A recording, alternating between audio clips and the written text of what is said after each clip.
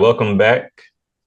Episode 9, I I don't believe. know. I don't even know. Um, No, we ain't on 9. 8. We got it's probably like 8. All right, cool. Well, welcome back. Shout out to everyone. I appreciate the love. Well, Across the bridge, it's your boy Jahmal Rashad. We got Keezy, Kool in the building. We got a lot to talk about today, but want to check in. It's a new month. We're about to wrap up Q1 of 2025 already. How was the weekend? How's life? How's everything going? I just mentioned to you, man, I ain't really feeling the best. I'm gonna do my best to give you the best energy I can. Messing with that Hennessy. Not gonna mess with Hennessy much longer. I don't mess with it at all, really, but had a slip up. You know what I'm saying? I started my cleanse, my seasonal cleanse, for the month of March. So nothing but fruits, liquids. Got a smoothie right here. My tummy ache kind of messing me up right now, but been doing that, man. Working, staying focused, being a dad. Nothing major went on. Uh, just been battling this and just trying to stay focused on this cleanse I'm on. What say you? Yeah, man, I'm pretty excited. I'm looking to be as disciplined as possible for the month of March. I don't really drink, so I don't really have those issues, but I'm looking to have one of my most disciplined months ever. A lot of big things going on this way, so just excited to stay focused, continue to deliver and teach you something every day on this show. Word. And I love to learn. huh? I love to learn. Yes, sir. Me too, man. There's a couple things I'm gonna talk about, but is learning is one thing. I'll talk about that in a second. But speaking of being a dad, man, I'm always reminded of first and foremost, being a dad is like one of the best things ever.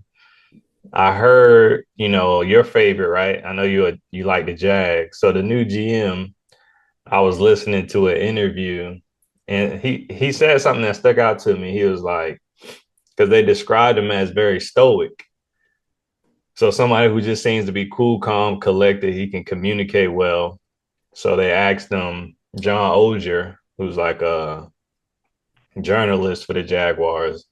He asked him, he said, is this your demeanor at all times? Like, do you, elevate from high to low? He was like, honestly, I'm pretty stoic, but being a parent has introduced me to emotions and levels I have never experienced before.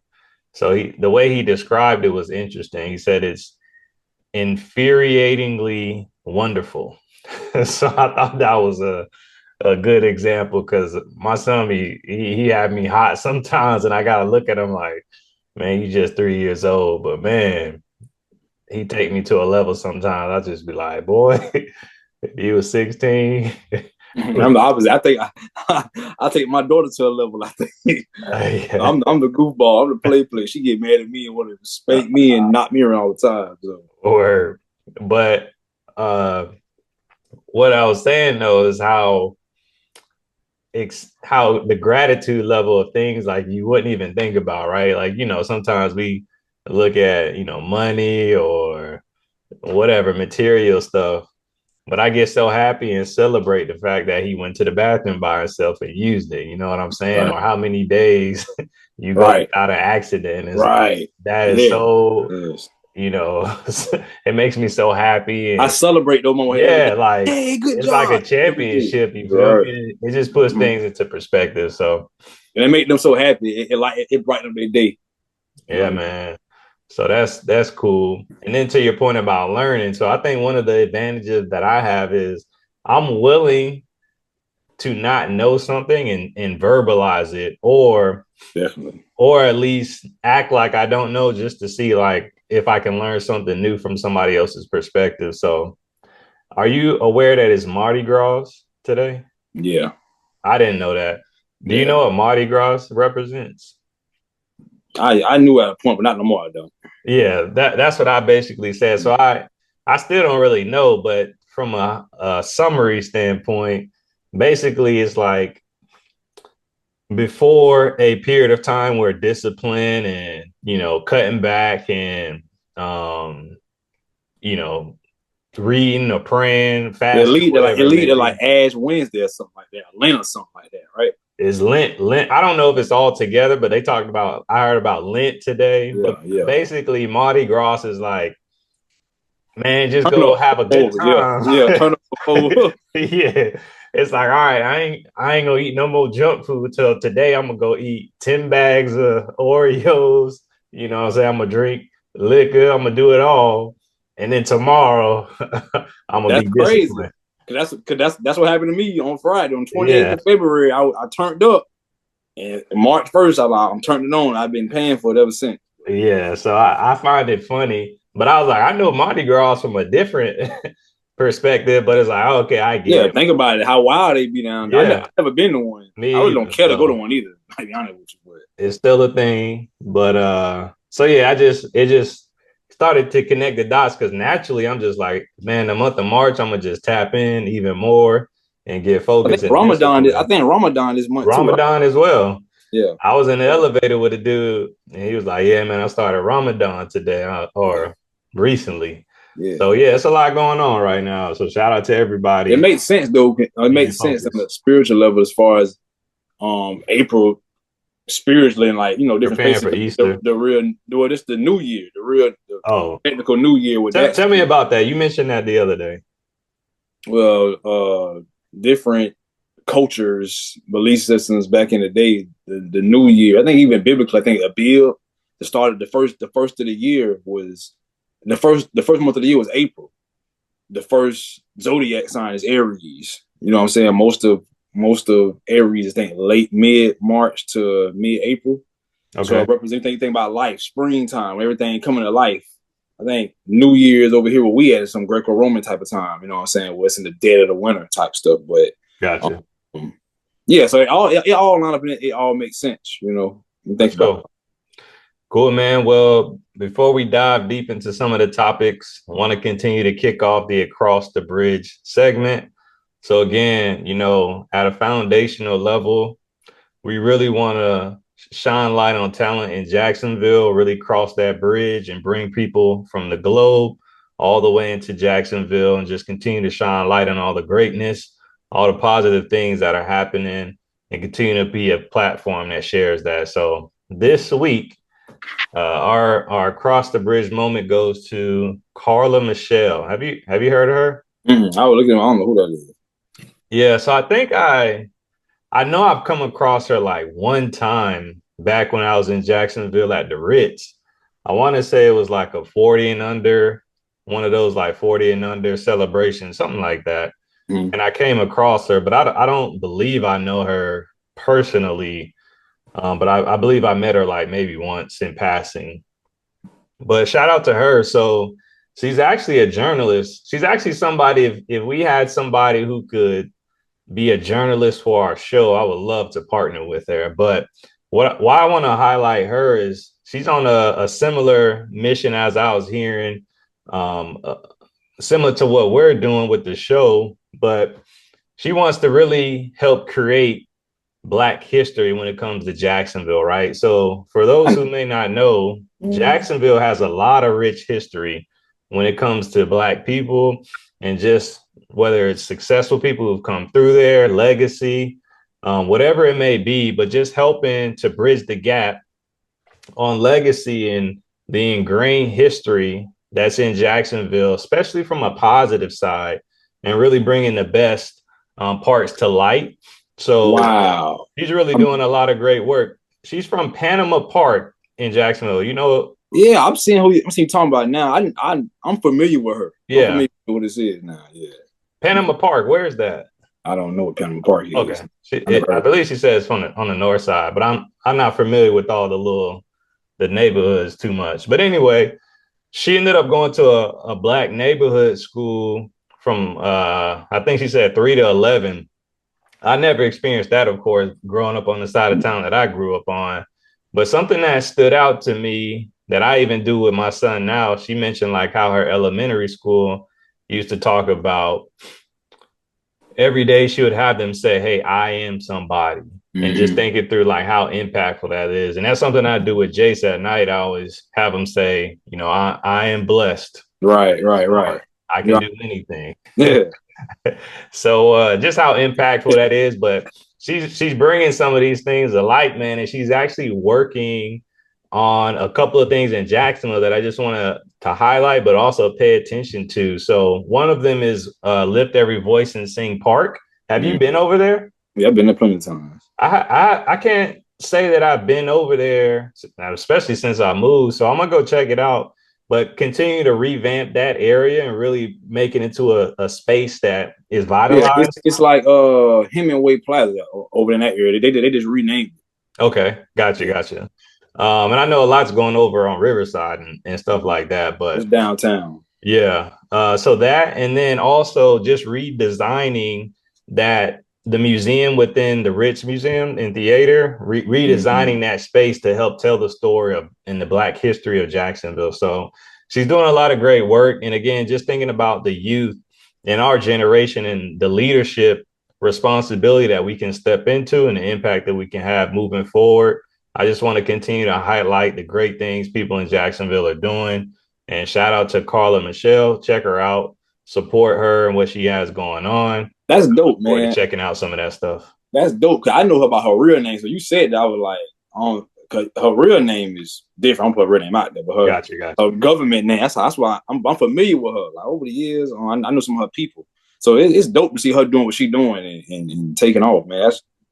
That's what's up for real. So You know who partnered with her on the video? mm, The Jaguars.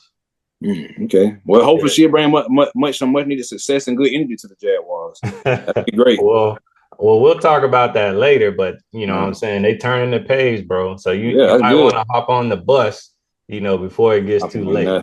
I'm hopping on nothing. All right, cool.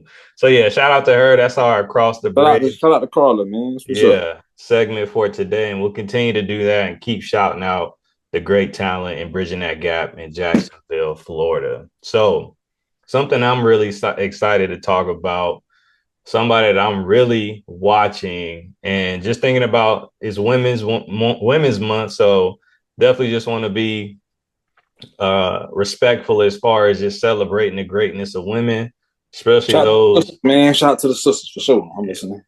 That's where I was going. So, Juju Watkins, man, I don't get it. I just don't get it. They're not talking about her. When I think about all the noise that Caitlin Clark made past couple of years, rightfully do. She's a hooper, she's a baller as well. I respect it. But I mean, Juju Watkins, she's nothing shy when it comes to the game of basketball and her talent level and everything that she has going on right now in all aspects of the game. And she just dropped a 30 piece on UCLA to win the Big Ten title. So when you think about UCLA, if I'm not mistaken, they used to, or USC, USC. Yeah, they USC. used to be in the Pac 12, Pac Pac 10. 12, Pac 10, Pac 12. Yeah, changing up. All that stuff changing now. So they just stepped into the Big Ten and they just won the conference again with a big game over the rivalries. UCLA dropped a 30 piece. USC's whole basketball program has turned around since she joined as a freshman a few years ago, and they stepping into the limelight. So I want to know, why don't we talk about somebody like Juju Watkins when we think about the impact that Reese and Caitlin Clark had on the game of basketball? Well, I'll give you a few reasons why. One, this is a miracle. Two, she doesn't have the complexion for the connection. Three, she's a woman. Four, and this the most honest reason for me is she doesn't her game is not similar to Caitlin Clark's. And the way she played the game, Caitlin Clark game, in some ways that they can try to compare it to Steph Curry's. Judy Watkins, she just be out here hooping. You know what I'm saying? It's like she getting her numbers and everything like that, but it's not really like wow type. It's not really like wow factor the way Caitlin Clark a dribble, hit you a step back three and keep doing that over and over and over again. Caitlin Clark led the country, I think, in points and assists like every year she was in college. That's one thing she did different. I think except 1 year, but 1 year she did that Juju not doing. And on top of that, man, this the truth is, I was looking at it today. with all the independent media, especially we have, it's just proven that women's sports or women's basketball, maybe in particular, just not that big of a draw because you can't really blame it on ESPN no more or Fox because even all the independent media, all the basketball podcast ad nauseum that we have, none of them ain't talking about her. So you can't really completely just say it's a race thing no more. You can't say it's a woman thing no more. Women don't even talk about WNBA basketball or her as well. You know what I'm saying? They talk about Angela Reese more, talking about our women. They speak about Angela Reese because she's doing the nonsense that we like. You know what I'm saying? The ratchet stuff we like. She walking around just doing the most. You know what I'm saying? People like stuff like that, but it's I make it keep it in the honey, man. Our women, they want to see drama, they want to see basketball wild, they want to see nonsense. So this black woman going out here just hooping, that ain't finna draw no attention. We already know Juju Watkins out here and twerking, she'll be all over the damn internet. You feel what I'm saying? They that's what they do to women in general, but especially black women. They got to see you in some type of sexual or degrading position to speak about you in that light. You know what I'm saying? That's what I think about it. Yeah, I mean, I get it, man, right? Like you speaking from a realistic, this is really what it is standpoint. It makes sense. But that's what don't make sense, right? Like from a logical standpoint, this is a type of individual that you would want to celebrate, right? So if you think about Juju Watkins, she's from the LA area first and foremost, right? Then she goes to a school that's had a lot of legendary women in general, but a program that pretty much fell off, right? So you think about the LSUs recently have been the dominant programs, Stanford, Tennessee, when you think about Kansas Parker, right? And UConn is definitely, I mean, that's a staple hole. But as you move into the future, right? Like Juju Watkins is somebody people should be getting behind, right? A local goes to USC. I mean, from a business standpoint, she's dominating and leading in that space as well, right? She's in the commercials. She has the brand partnerships, right? So she's showing little girls, she's showing even anybody, right? Just how you can move through the environment successful, but even the sacrifice that she makes. I don't know if you watch any of her documentaries, but I think she got one too. I think she got a documentary out too. yeah, just actually like capturing the effort and the work. So I always think back, even when I was growing up, like, man, if I would have seen how hard people were actually working in middle school and high school, it's like, all right, I'll go lift some weights instead of playing 2K and just going to the game and stress before the game and see what losing to me. Huh? Yeah, losing to me in 2K. Yeah, keep going. Yeah, boy, you capping hard right now. No, I'm not. Okay, I'm not gonna go there right now, but yeah, just how hard she actually worked and having the vision and mentality. I think that's something to respect. Also, her parents, right? Like both of her parents in her life and are supporting her on this journey. And I think that's a great reflection of the support and progress young people can make when they have the backing of their parents from the game, from the knowledge. Her mom still does her hair, right? So it's a lot of those basic things. But even like she's a very pretty girl, right? So you got a pretty girl. She's a girly girl from what I can see. You know what I'm saying? She does the what they call that.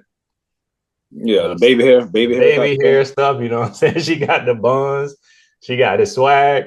But then when you step on the court, man, like she butter. She got the game. She got like that Shea Gildress Alexander game to me. Like she'll hit some threes. She'll get in the paint. She got to pull up. She'll drive to the hole. She'll put some effort in on defense, right? Have you ever played against a woman in basketball? Young, middle school.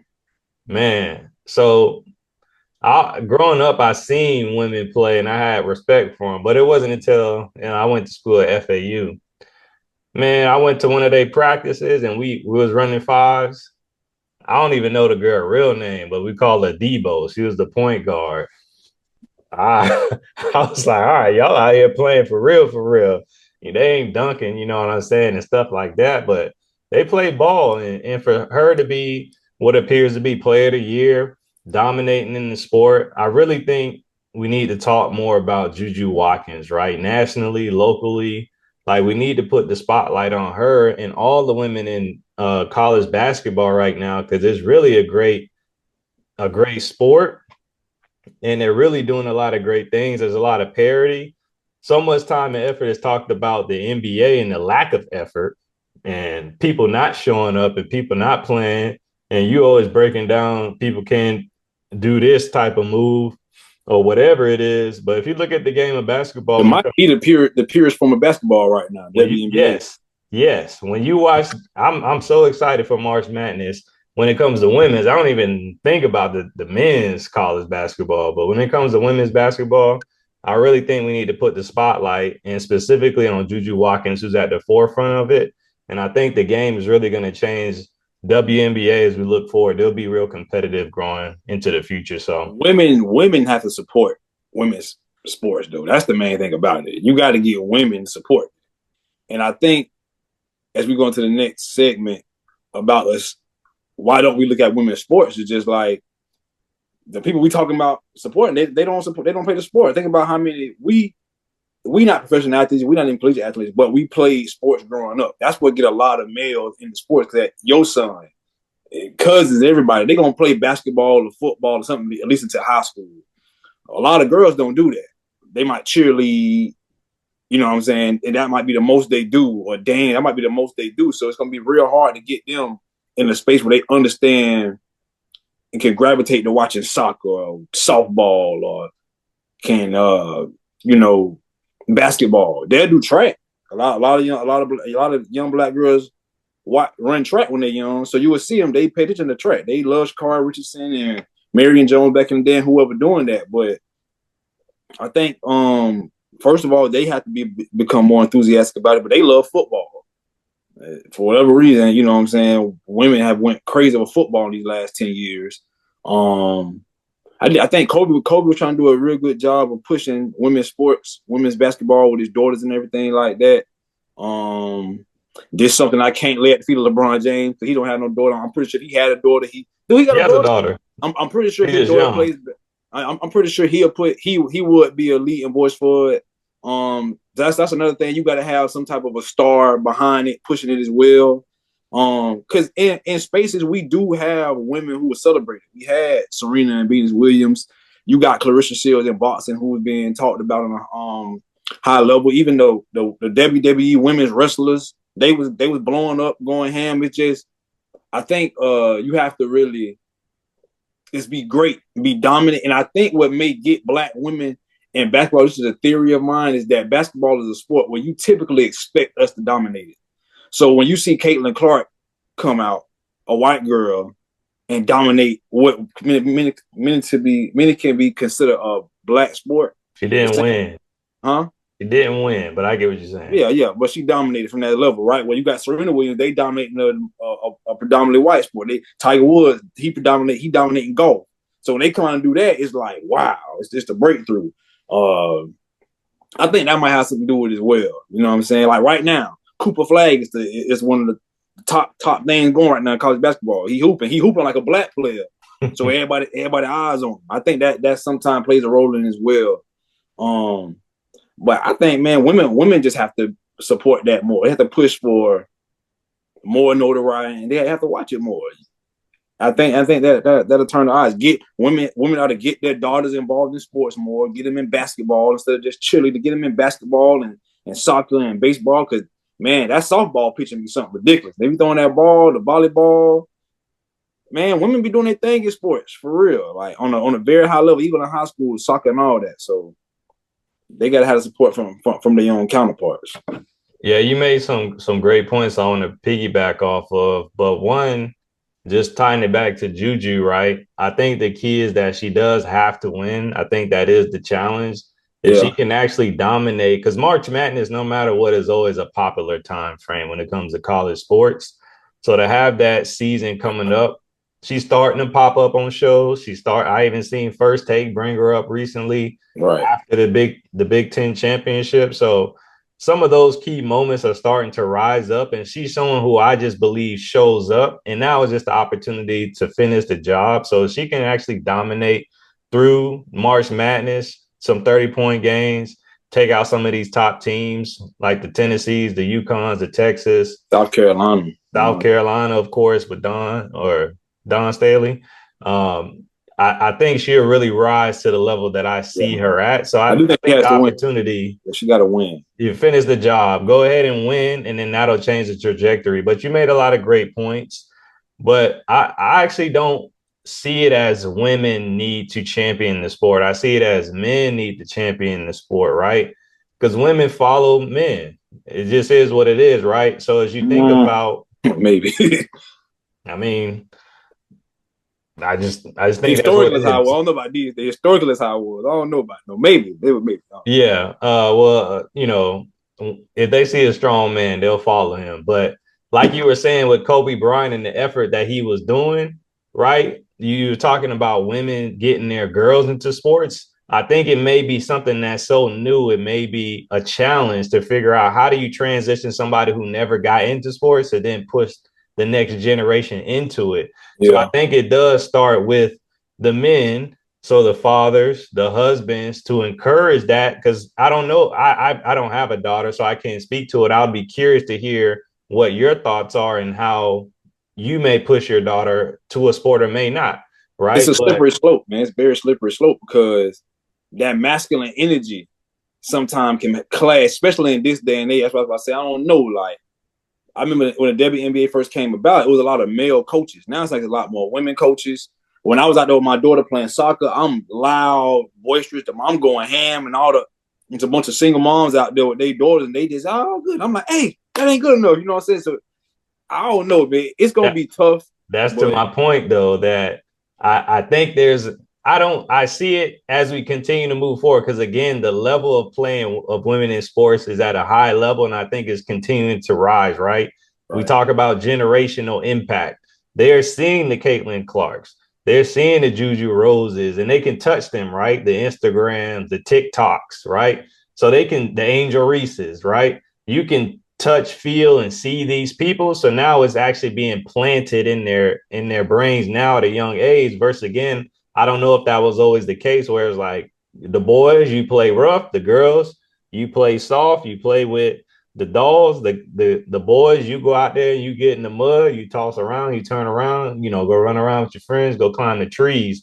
So I right. think there's just a new perspective that's coming in to the fold with TikTok, with social media, and with the involvement of parents, right? Like you're in your daughter's life, I'm in my son's life, people are in their children's lives. So to have men that can actually say, hey, yeah, go play basketball or come play basketball with me, or let's go throw the ball around, or let's go play catch, or whatever it is, just to introduce that it is okay for women to get into sports, and then let that continue to evolve to where, all right, now the men are going to the games, right? And supporting that. And then now they're bringing the chick, their side piece, or whatever it is, the wife. You're going to the games, and now you're creating that energy and that buzz, and people are actually seeing it as a real event. My last point, we went to DC. I was the one who said, we're going to the Washington Mystics game, right? My wife wasn't trying to go to the Washington Mystics game, Right. but because I have the foresight and I understand it's an event, it's an atmosphere, but it's also basketball that I love. And I bring my wife. Now I was like, okay, I get it. Now she can try to look into it and look further to it. So I just think it's an opportunity for men to continue to champion women. And then women who weren't used to champion sports now have an opportunity to get more involved. And then, yeah, they take it over. That'll be huge and support a lot of support in that avenue. But I think there's some room for men as well, like us, just to say, hey, I see what's going on out there. I'm going to call it out. Shout out to Juju Rose. And shout out to all the ballers out there. Women can ball too. So, but quickly, what is your take when you think about your daughters? Is that something you think about, like getting her into? Yeah, I definitely want. I want to be in martial arts more than anything. I want to be in martial arts. I want to run track. I really don't. I really don't care for to get into basketball. Talk because the basketball thing is It's a slippery slope when they playing that basketball. Like If the you know what I'm picture I saying. sent you. Yeah, it's a slippery slope when they playing that basketball. And it's stories that came out about that. You know what I'm saying? So I don't really care. I don't care too much about it. And another thing with women's basketball, think about it. Hey, one of the prettiest girls I knew at FAU played basketball, man. So it changed my perspective. Like, all right, yeah, it's pretty girls. There's some fine girls who gonna play, but what I'm gonna say another thing is, basketball. Women being that tall is so rare in itself. Like you ain't most women. My daughter might be 5'1", That's a fact. 5 feet. So they ain't even gonna be very hard for them to sit there and play basketball. Then they pigeonhole into just being a point guard. You know what I'm saying? Or they 4 foot. It's gonna be very hard. So it is what it is. But I definitely want my daughter just to take care of her health and her body more than anything. That's my whole reason I want her to be as a woman with this. How you say having a foresight and seeing how the world is going Yeah. with these young kids and everybody not really getting behind men no more. Relationships not be what they used to be. I want my daughter to be able to protect herself at all times. I always tell her that when she's playing to protect herself at all times. Watch how she's moving, not even just on some prissy girl type. So this, hey, if you want a rough house, just protect yourself. Understand what come with that. Yeah. Eat right. You know what I'm saying? Move around. Don't just sit around all day. Today, me and her went out. We just ran. So that's the main thing for my daughter. Just be active. Yeah. And to keep some of these diseases that attack our women up off. That's what I want. Word. Let's get into some of these trending topics, man. First and foremost, I didn't see the game. I kind of watched the highlight of it. But Kyrie Irving goes down, appears to tear his ACL. Shout out to Kobe. He had the little Kobe moment, takes the free throws, gets carried off the court. Yeah. What's your take on Kyrie Irving and really the Mavericks that you said won this short-term trade? Oh boy, it went downhill quick for the Mavericks, but it went downhill quick for the Mavericks. But of course, when we say these things, we're not thinking about injuries, right? I'm thinking about it. I didn't think about Kyrie being hurt, right? I didn't think about I had no reason to believe that he'll tear his ACL. With Anthony Davis, you can suspect him to miss regular season games. But it's over for them now. And from what I understand, from what I've been reading, the Dallas fans are going ham. Like, cause they just they saying it's karma. They pretty much saying they treated Luka wrong, and things like that. It's very unfortunate. I do know. I think Kyrie is a Muslim. I think he's Muslim. I do know he participated in Ramadan. So that happened. And he's going through that. I seen him shot free throw. He was like, "Thank you, God," when he shot the free throws and things like that. And I felt like this was a moment for him to prove a lot of his detractors wrong, who said he really couldn't lead the team nowhere. And as far as leading them to a championship, and he's not going to get a chance to prove that. It's bad, man. It's a real bad look for the Mavs. I hate that it happened to him because he one of the athletes I really do like. As far as a man, what he seemed to stand upon and just growth and being honest about himself and how he view the world. I don't really look at too many athletes like that no more as an adult. So I hate that it happened to him, man, for real. Yeah, shout out to Kyrie Irving. Hope you get better, man. That's tough. And it looked nasty. Like the way it looked was nasty. Yeah, he out for the season, man. It's a torn. He out for the season. So yeah, and he's someone when he did he went on First Take and he was doing the whole leaving Cleveland. I didn't really like how he was doing that. And I didn't see him being somebody who could take a team at that time. Being young, of course, and coming off a high of a championship and now feeling like you can lead a team and go into Boston. I didn't think that was I just didn't like that whole little movement, but he is somebody who I've definitely gained a lot of respect for. I think he has grown. I think he is somebody who can lead a team now as he went to the championship last year with Luka. But I think the organization right now is just at a mess, man. Like, it really just speaks to leadership again. So Mark Cuban sells off part of his ownership, right? So he's no longer like the face of the Mavericks. New ownership takes over essentially. And since then, I don't know what's been going on with the Mavericks, man. You come out of nowhere, you ship Luka Doncic, not just ship him off, you ship him to the Los Angeles Lakers.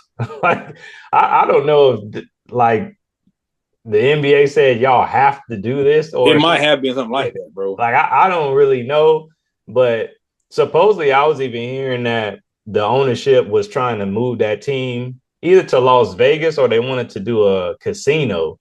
and the NBA shut it down. So rumors, they were saying, all right, this is what we're gonna do to get back. We're gonna ship Luka out of here to kind of get back at the NBA. That's big business, way beyond how I see things. But from a just basketball organizational standpoint, that didn't make sense because who you got in return again was Anthony Davis. Anthony Davis couldn't finish the first game he played in. That's just the expectation that I have for him. Again, I like Anthony Davis. I think he's great, but history shows he can't stay healthy. History shows when he falls on the ground, he potentially will not get back up. That's true. That's crazy too. And what happened in this game, he just was going to the basket. No one touched him. He fell down, right? Or grabbed his groin. And that was just a telltale sign, right? At that moment, I knew the Mavericks lost the trade. Before, I was like, well, dang, they got rid of Anthony Davis. That's a W. You got back Luka Doncic. But to see him get injured is one thing. To see the backlash from the fans, right? I heard people are protesting. People put up coffins. People sent death threats to this guy. Yeah. And then the domino effect is now the next best person on the team is out for the season. You can't get any worse than this. They're not going anywhere. They have no championship, maybe not even playoff hope aspirations this year. And who knows? I'm hoping Kyrie can come back as he normally does. But I mean, he is somebody who cuts and twists and dances on the floor. So we'll see how that comes about. But ACL usually a year, so you probably won't see him again in April, next April. So terrible trade. I don't know what's going on with the Mavericks. I don't know if it's the voodoo lady from the Super Bowl with Patrick Mahomes who was doing the doll in the middle of the stadium or what's going on. But I know they ain't happy in Dallas, and it looked like the Lakers going to the championship. Jag fans, take notes of how you should act as a disgruntled fan base. That's what I have to say to that. We did, and we got changed. We didn't want Trent Baalke. No, you didn't. Up out of there. No, you didn't do anything. You didn't do anything. You need to be out there with bags on your head all next year. You're going to be trash again. But anyway, I do think. Yeah. Go ahead. Oh no, I just think it's just I've never seen this ever, and I don't know what that dude is thinking right now after seeing himself trade away Luka. His bigs are injured. Anthony Davis comes get injured, and then now Kyrie out. That's terrible. What's the best thing for the NBA all the time? The one thing that's always good for the NBA? LeBron James. No, what's always good for the NBA all the time is Lakers Celtics. So as we talk about how bad the ratings are this year, how terrible the product is, the number one thing that they know they can lean on to bring that to at least bring a lot of eyes to it is Lakers Celtics. So if you got LeBron James, the face of the league, who knows what it's like to be the face of the league, you gotta speak more about that too, man. With Anthony Edwards, I don't know if you've seen his news, but you got Luka, the global international superstar.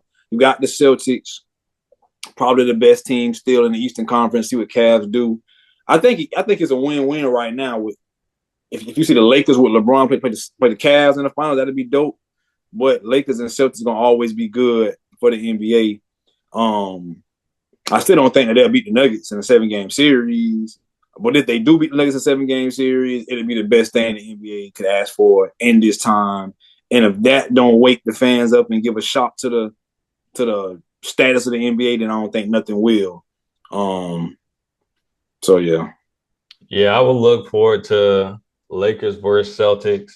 I think if LeBron wins, that's just will give enough shock to the NBA because now people are going to say he's the greatest ever. I don't think that. I'm honestly, bro, I think it's going to be bad for the NBA. I think because what's happening again right now is everyone's saying that he's the best player in the league right now, right? So I'm like, that's not really a good look for your product. If you're telling me this guy who's 40 years old, who we know is about to retire at any moment, he's going to retire soon. If he's the best player in your league, everybody's gonna look at, okay, well, what's going on in this league? That's the main thing is like, where's the talent? Where's the greatness in this league? If you got this guy who's been playing basketball since he was 18 years old, now he's 40, he's back winning championships and still dominating, and there's nothing behind him. That's the main thing. There's nothing behind him. That's to be good for a LeBron James fan who want to say he a GOAT, but for the majority of the fans, and you're trying to bring in casual fans, If LeBron James win a championship, he retired next year. How is that good for the NBA? Man, cry me a river, man. Like, I'm crying real. I'm serious. I ain't saying yeah. LeBron. This is how's it good for So the NBA? so the whole argument is always about how the greatest player ever played back in the 90s. But now all of a sudden that we have somebody who can usurp that is, well, that ain't good for the product of the You're missing the league. point. You're missing the point. I'm missing the point. What I said was behind. There's nothing behind him, right? There's nothing Yeah. behind LeBron. So if LeBron win the championship, when Jordan did this thing, you had Shaq behind him. You had Kobe. You had Allen Iverson. You had Vince Carter. You had all these young people behind him. Right now, the NBA does not have that because That right doesn't now, make sense. That how does it doesn't not make make sense. sense?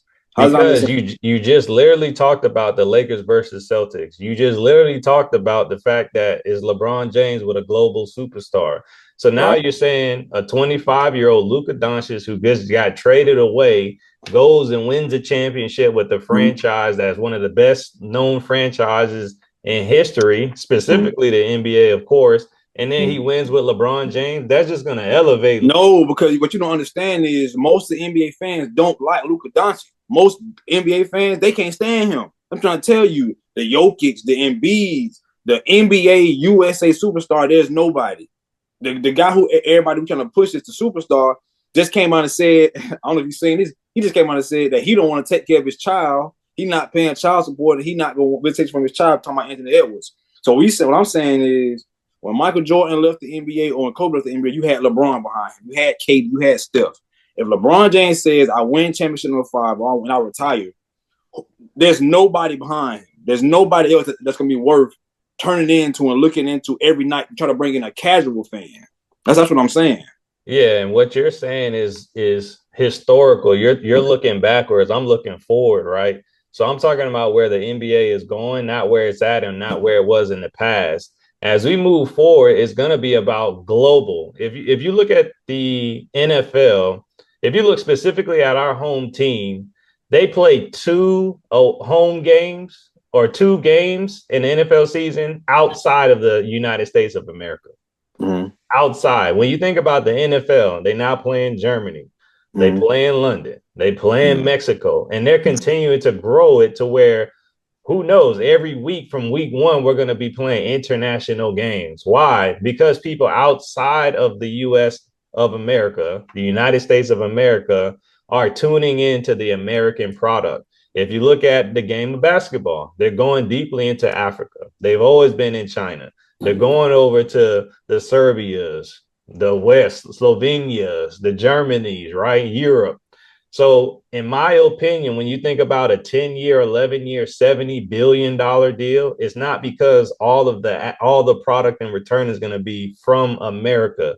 It's going to be tapping into these countries worldwide, and that's what's going to move the business forward. And to have the Lakers have one of the top youngest stars who can potentially win a championship, I think will be a game changer when you think about a global superstar. And who is he partnering with? LeBron James. So he can learn everything that he needs to learn when it comes. What you saying to be true, if he does that and he's the final MVP, he's the MVP of the league. If he's the sidekick who's going to be relegated to what most people do with LeBron James, and the blame game goes to him if they lose, that's not going to happen.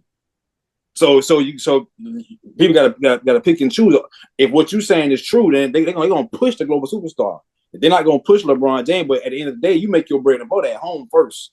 So if the ratings are down here, if most fans are shitting on the product here in the United States, the global game is not going to matter as much because all the games are being played here. You can play 2 games over in Jacksonville. Why do you think the Jaguars are doing that?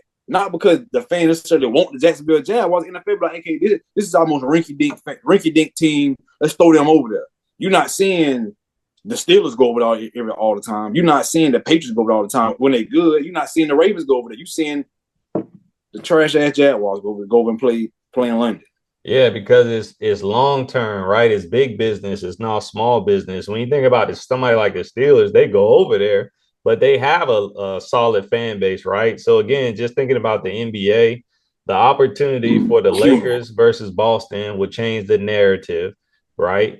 We talked about this. We talked about the fact that they don't have large markets playing in the finals. I don't remember when we talked about this. Probably was last year, but we had this conversation. I was saying they need these major markets. They need a New York.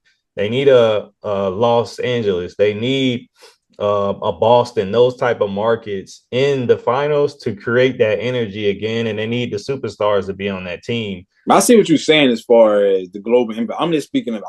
I'm tapped into what the people are saying at home.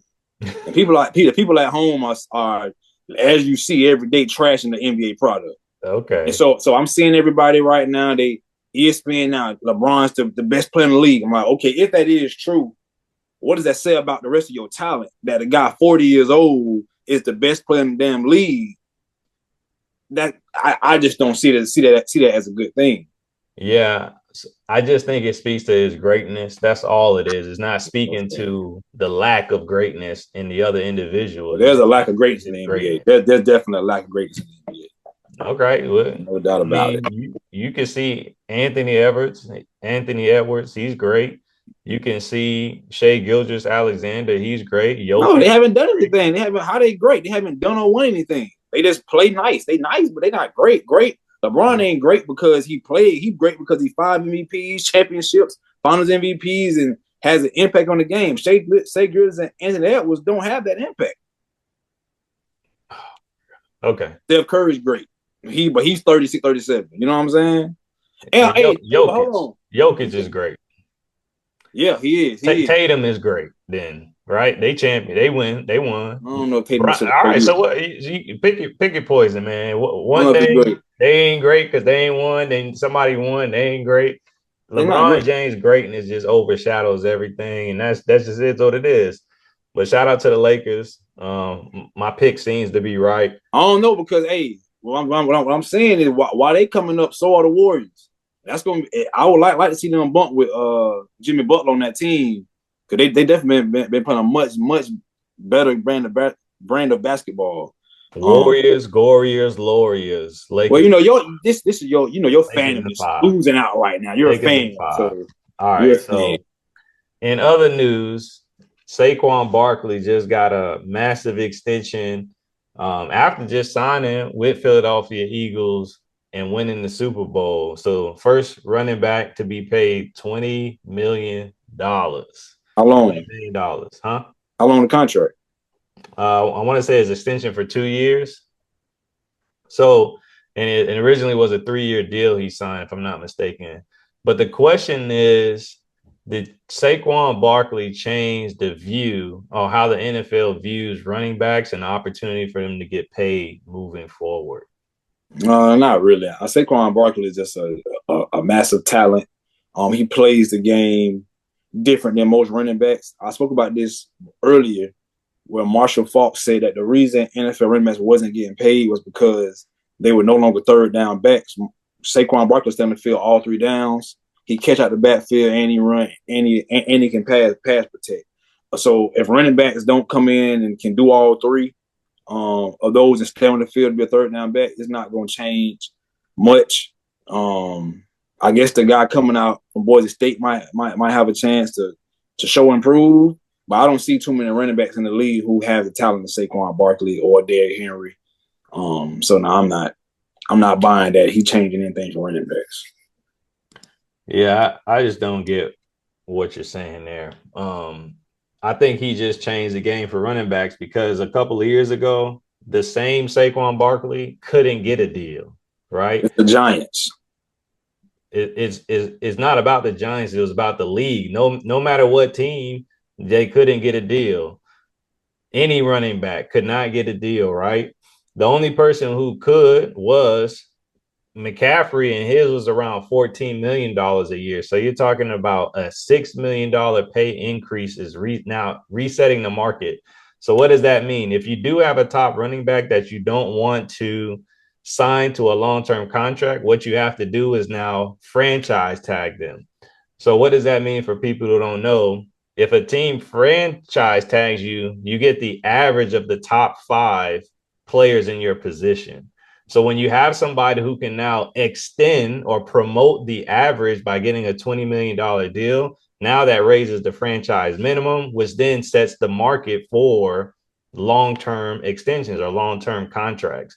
So if you have somebody like an Ashton Gentry who can come in and who tore up the college football scene as a running back, you have somebody who Jalen Hurts, and who the Eagles are saying, man, this was the difference maker, having a running back, right?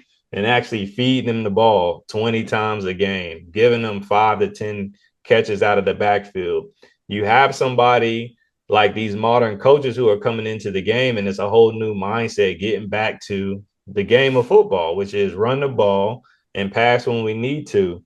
So I think this is a great example of what a running back means to an NFL team, especially if you can add a clear-cut running back to a high-caliber team, the difference that it can make, and paying them, their due, man. So I think it will change the game ultimately. It's a great sign for running backs. Saquon is a great running back, but there's other comparable running backs just like him who could go to that specific team and help them win the championship. So I think what you're saying to be true if it was more than a 2-year deal. 2 year, like you're saying, the average and all that stuff. The average is only going to do that for 2 years. So after 2 years, if he the only one getting paid $20 million, it's going to go right back down. And when you're talking about Gentry and everybody, well, they come in on the 5-year rookie deal. So unless the NFL within this year and next year starts paying a bunch of running backs $20 million, which I'm pretty sure is not going to happen, it's not going to reset the market unless it's just an influx of money coming into the NFL and then the wages is just going up for everybody. You know what I'm saying? Do the TV deals and stuff like that. Then that might be different. But Saquon Barkley, like I said, I think he's just a special case. The Eagles see he the reason they won the Super Bowl. I don't believe they not paying Jalen Hurts. I don't know. How much is he getting paid? Jalen Hurts? Yeah, how much is he getting paid compared to other quarterbacks in the league? Because that also got something to do with it. If he's not getting paid top dollar the way Trevor Lawrence is. $51 million a year. I think Trevor Lawrence is 55. Okay, so he getting paid. Well, yeah, I mean, like I said, I think it's just more Saquon Barkley. I don't see. Like I said, unless running backs come in and start doing what Saquon Barkley does, it's not going to change anything.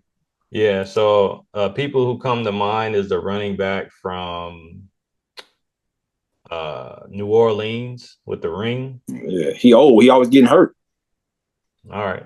He got hurt last year. So, but people like that, I think the opportunity as a free agency, if they go to a new team, is a new market, right? And there's a Jaguars, they'll give him $20 million. There's a dummy born every day, and this sets the new market. So that's ultimately what I'm saying is he just reset the market, something that we haven't seen done for running backs. And I think is their due, and the game and the narrative will change when it comes to running backs, especially if these young running backs coming out of the draft this year. They got to earn it, man. He earned that. You got to earn it. I don't believe in just giving him stuff. This dude was 2,000 yard back. He was clearly the best running back in the league. You have to run the ball, though, to do that. So yeah, these quarterbacks who not doing nothing, 40, 50 passes a game, 20 completions, hand off the ball 10 to 15 times. You know what I'm saying? They're not running the ball. So it's hard to get 2,000 yards if you're not being handed the ball. I agree. With that being said, shout out to Saquon. Last trending topic, Gervonta Davis. Did you watch the fight? Mm-hmm. Mm-hmm. What's your take on Gervonta Davis? Did you think he won the fight? Do you think he's pound for pound the best boxer? Damn, he damn sure pound for pound the best boxer at all. Pound for pound the best boxer, Terrence Crawford. That's bar none. But I think the draw. Now I did see the judge's scorecard. The way I scored the fight, I think it was a draw. I think the draw was supposed to be given to him, even if they did give him that 10-8 round. I think it's still a draw. I don't think that dude necessarily beat Gervonta Davis. But I do now just want to see him fight Chris Stevens. I want to see these guys fight with people. I'm not really a big fan of Gervonta Davis because he don't seem to really want it like that. He don't really want the legacy or want his name to be in the Raptors like that. It seemed like he was more so concerned with keeping his O. And then when he got the draw, he dropped his head and was so distraught that he ain't get the win. I'm just like, dude, hopefully now this makes you go fight Haney, go fight Shakur Stevenson, go fight Lomachenko, go somebody like Crawford step up and say, I want to be the greatest. I want to go down as one of the greatest and take risk and take chances. If you want to really prove you this great, go up and fight Boots. Try to you and Boots would have came down and make something happen. But he talk a lot of noise, and you ain't fighting nobody. You don't want to really fight the greatest. So I think it was a draw, but I'm not really big on Gervonta Davis like that. He damn sure ain't no pound for pound number one fighter. Hell no. Yeah, I argue with this with a couple of my friends. Shakur Stevenson to me is my favorite boxer. I think he's just a pure boxer when it comes to the actual sport. Like when it comes to, I think the name of the game when boxing is don't get hit and hit back. And I just think he does a great job. I look at his speed and his ability to dodge hits. He's a counter puncher. So, right. So he's allowing you to throw the punches and he's just reacting to it. But the way he's able to avoid hits, man, he's not a powerful puncher, so he doesn't have a lot of knockouts. He's not somebody I think will knock out Gervonta, but I think he will outclass him and box him to a point to will he will walk away with the victory. So I will look forward to that fight. I wasn't too impressed with this fight. Shout out to the dude Lamont, if I'm not mistaken. Like Roach. He was taking some of those hits, man. And I think it's crazy. I don't know the whole aspect around when he took the knee around his burning eye, but I think it's crazy that he didn't get that point. And I think that is something that could have made a difference as far as just the actual scoring to give him that nod. It definitely would have. If it was considered a draw, then giving him that nod of a knockdown, I think would have made a difference. And that's what we need, though. We need those individuals to get the losses, right? He has one loss and you still respect him. So I think you need people like Gervonta to get a loss, Shakur to get a loss, or any Terrence Crawford, right, to get a loss. But he is somebody I think is pound for pound the best boxer right now for sure. But I think the opportunity to get some of these people that are lost, get a loss on that column, so they're not so focused on being undefeated or being somebody they're not, which is the greatest ever in many people's eyes, Floyd Mayweather. So I think it's just an opportunity for boxing to really reclaim itself if people can focus less on the O and just on quality boxing. But it does appear that Gervonta is walking, away from the game. So maybe he's just not, like you were kind of just alluding to, he's not really aiming towards that top tier level. He's already claiming that he's stepping away from boxing. So maybe not as focused, and that led to this type of fight. But I would be interested in seeing Shakur Stevenson and Gervonta Davis fight. If I can make that fight personally, I would try it. They in the news. There's rumblings right now saying they might come back and give him the loss. It's talks going in right now throughout the boxing underground. And the dude Roach came out and tweeted about it the day yesterday, saying that they might come back and rescore that. So that should have been a knockdown again. How does that work? It's boxing, man. Anything works in boxing. There's no rules. There's no regulation. They do what they want to do in boxing. So you can just say, hey, that should have been scored a knockdown, change those scorecards to 10-8 round. Because think about it, when they showed the scorecards, two of the judges gave Davis that round. I'm like, how the hell you gave him the ninth round any damn way? He clearly didn't win the round. So, boxing full of nonsense any damn way when it comes to those judges and stuff. So yeah, I don't know how that stuff works. But let's close out with some of the greatness. So LeBron James, Luka Doncic, the Lakers are number 2 in the West, man. So if I'm not mistaken, the West is the hardest conference. Nobody can survive in the West. So much competition for a league that you say don't have no greatness. The Lakers are number 2 in the West. I called them winning the championship or getting to the finals. You thought I was crazy. Tell me what's going on. What's your take on the Lakers? Still are crazy. I just said earlier, man. I don't see them beating Denver. I think them and Golden State would be a great matchup. I think any one of those teams would be OKC. But the way the standards are right now, it looks like LA and Denver have to play each other in the second round of playoffs if everything ends the way it is today. I still think Denver will take that, and I definitely don't think they'll beat Boston. I think if they ran into Boston, it'd be the same thing as it was last year. They have no rim protection. Less shooting. It's still gonna come down to how those two gonna play when it's really winning time. When the team can focus and say, hey, all right, we got LeBron, we got Luka. We know we finna do. Both of them can't play no defense like that for real. You know, let's see what's up. And I think Boston and Denver are the best two teams to take them out. Is this just a script y'all read? Like, oh, they ain't got no rim protection. I can, like, what? Where do y'all get this from? Like, do y'all I mean, watch the game of basketball? do they have rim protection? Do y'all? Yes, they have rim protection. They do. Yeah. So who they stopping? Who they stopping against? Who are they rim protectors? Well, I'm saying in order to get to the rim, you had to get past the front court defenders. So you have the ability to stop a team from even getting to the rim to With get who? have rim protection, huh? With who? Luka What and you mean with LeBron? who? With Vando? What you mean with Gabe Vincent? With LeBron James? With what's the other guy name who just came from the Nets? If I'm not mistaken, he My used to Fin- play for Dallas as well. my Finney Smith. Yeah, Finney Smith. Like they have people who can guard the perimeter. So it's like that's the first line of defense. So when you talk about rim protection, it's not, hey, they blow past the perimeter defender and now it's one-on-one with whoever's at the rim. You're talking about somebody who's going to be riding you all the way to the rim. And then now the Hayes or LeBron can go and get the pin block. So to me, it's not all about, oh, rim protection. Like there's just somebody who's down there cleaning up everything because they're blowing past the perimeter defender. They have the top defense in the league over the past month or so. So I don't know what people are looking at, but I think it's just a script that's just up there and says, all right, I gotta say no rim protection. What is Luka Doncic and LeBron James going to do when it matters? Because somebody's just going to be able to stop them all of a sudden. So I get it. Continue to read your scripts. It don't make sense to me. I don't know what people are looking at, but the Lakers right now, the number one team, they're second in the West, and somebody has to stop them before they have to stop somebody else. Interesting. Yep. The So, Jaguars, so you still got to win the championship? You still got to beat Boston in the championship? they'll beat any team. Okay. Yeah. I want to put something on that. I want to put some money on Yeah, it. that's fine. Like when they get to the finals, you know my number.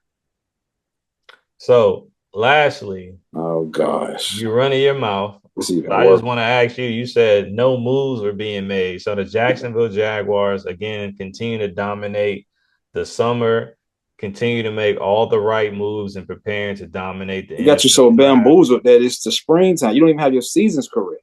Dominate the NFL draft and get ready for a playoff push in the Oh NFL gosh, season.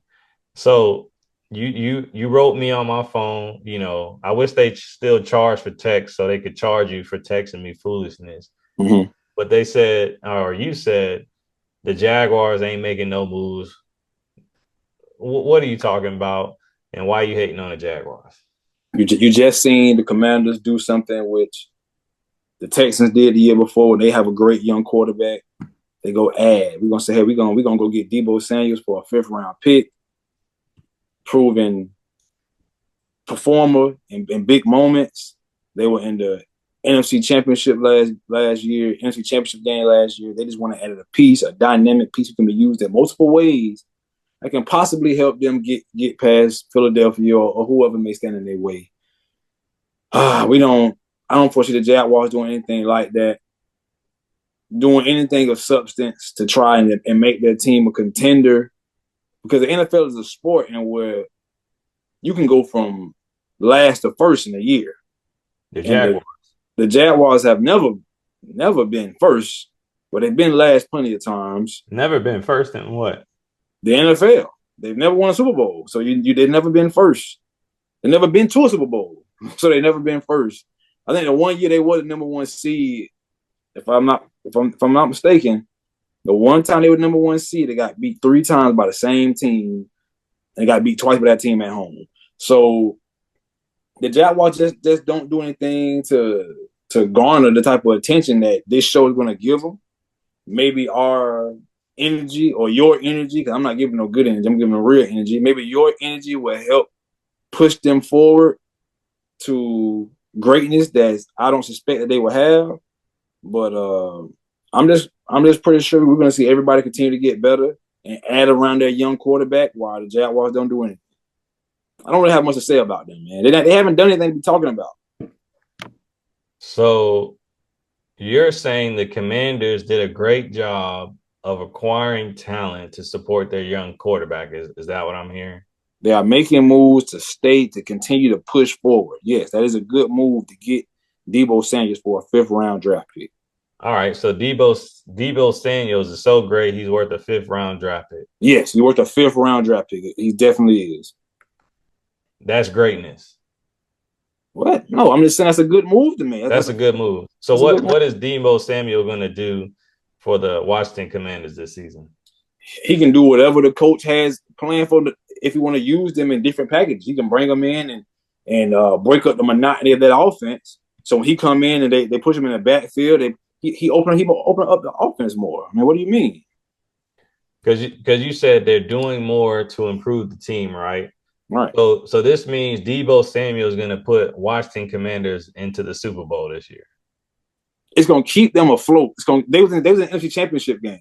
Mm-hmm. So I mean, if he going to get them past the Eagles, possibly if they use them correctly, it's better than doing nothing. Add talent around your young quarterback. That's the key. Add great talent. Don't go give me Christian Kirk. Go give me Deebo Samuel. Go give me T. Higgins. Go give me Stephon Diggs. You know what I'm saying? Go do that. You feel me? Yeah, you're just saying do anything. So let's look at Deebo. Let me make it clear. I just named 3 receivers. I just gave you 3 wide receivers, which other teams added to their young quarterback. That's not doing anything. That is doing something to assist your young quarterback. Which one of those teams won the Super Bowl? The Eagles. And what did what did the Eagles do? What did the Eagles do? They went and added Saquon Barkley. Yeah, but I mean that's different. No, now it's different. No, they added somebody to assist them. They pretty much took the pressure off the young quarterback and said, "Hey, we can win this Super Bowl if we get somebody who can take pressure off our young QB." That's exactly what they did. Yeah, that's what I'm saying. You're talking about a team that had a quarterback, that team that had the best offensive line, the team that had the number 1 defense, the team that had number 1 and number 2 wide receivers. So you're talking about a team that had every piece and all they needed was a running back. So you're not talking about a team that just added a piece. They added the only piece they need. If he came to the Jaguars, were they going to go to the Super Bowl? Nothing's going to the Super Bowl. So just getting back to Deebo Samuel real quick. Deebo Samuel, 51 receptions. Mm-hmm. Lowest in the past 4 years. Mm-hmm. Yards, 670 yards. Mm-hmm. A decrease of 300 yards. Touchdowns, 3 touchdowns. 136 yards running, average of 3.2. So what I'm saying to you is this is the individual who is declining. This is somebody who's not having a major impact. That's why he was traded for a 5th-round pick. So when you think about this team that has 2 great running backs, they need a wide receiver. Is Deebo Samuels the wide receiver you need? No. 670 yards. That's Curtis Samuel. That's Jahan Dotson, who they gave away and went to the Super Bowl and won with the Eagles. So do I see this as some major move that the Jaguars should have made? No. I wouldn't have asked him to give away a 5th-round pick for Deebo Samuel. I wouldn't have asked him to trade for a Stephon Diggs, who didn't even finish the season out. And shout out to Stephon Diggs. I think he's a great individual. But if you look at the Buffalo Bills, who he left, they actually improved. They look better. Mm-hmm. His quarterback won the MVP without him. So I don't know if those types of moves were necessary. The moves that were necessary for the Jaguars and that have always been necessary is leadership. So what did they do? They revamped the leadership in the organization to put around a quarterback that he needs stability, right? They put a Urban Meyer his first year. Then they put Trent Baalke to then bring a supporting cast around him. Like you said, wasn't putting great talent around him, right? So that's the part you're missing, is that who controls that? It's the leadership within that organization, and that's what they revamped. And they just started yesterday. So you have to give them a chance to actually get together, formulate a plan, and put it into play. And that's what they're doing. So you're missing the big picture. Like, oh And wait, those guys, how many of those guys score touchdowns? what guys? The leadership. How much of the leadership scores touchdowns? How So many if of you them think, make interceptions? How many of yeah, them throw back? so if you think about the individuals and where they came from, the information speaks for itself. So Leon Combs, again, since you're hard of hearing and don't understand, just came from the Tampa Bay Buccaneers And what did they win? And what did they win? as the offensive coordinator, What did and they the win? quarterback there had a career year. What did they win? What do you mean? What did they win? What do you mean? What did they win? The same thing Stephon Diggs won. The same We're exact talking about thing. the teams. The same exact thing Stephon Diggs won. So when I talk about what the Jaguars need is leadership, it's not a Stephon Diggs, it's not a Debo Samuel. So you're missing the boat here. Again, I understand, right? You're reading the script, right? You're just reading the script. You're sticking to the script, even though what's in front of your eyes is changing. You're just gonna keep reading the script, right? So the Jaguars have made the best all-season moves simply because they revamped the organization, and the proof is in the pudding as we continue to watch the rest of this summer. How many I say stay GMs have the tuned. Jaguar? How many GM have the Jaguar had in their tenure as a franchise? 6, How many times have they been to Super Bowl? 0. So why the hell am I gonna believe that this one is gonna somehow get them to the Super Bowl? Why would I believe that? What do you mean? Why would you Why would believe? I believe that this one is gonna get them to a Super Bowl? You just You're pay gonna attention. win. You just pay attention. What How you many how many Hall of Fame players have the Jaguars had on their team? 2? One. And I think Hall of Fame players have a lot more to do with you going to Super Bowl and winning championships than having great leadership in the front office. No, because the second person who I'm referring to is Jalen Ramsey, who will be a Hall of Fame cornerback. Okay. And we let him go because we didn't want to pay him because of leadership. So again, you don't understand the But big Jalen picture. Ramsey on his third or fourth team, I think, right now. So I think that might have been a good move.